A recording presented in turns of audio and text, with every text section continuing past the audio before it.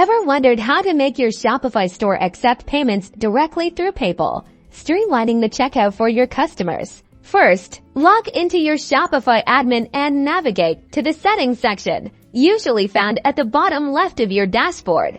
Within Settings, click on Payments. This is where you'll manage all your store's payment methods. On the Payments page, you'll see a section for PayPal if it's not already enabled. Look for an Add Payment Method button or a drop-down associated with PayPal and select PayPal Express Checkout. You'll then be prompted to activate or connect your PayPal account. Click on the button that initiates this process. This will typically redirect you to PayPal's secure login page. Enter your PayPal account credentials to link it with your Shopify store.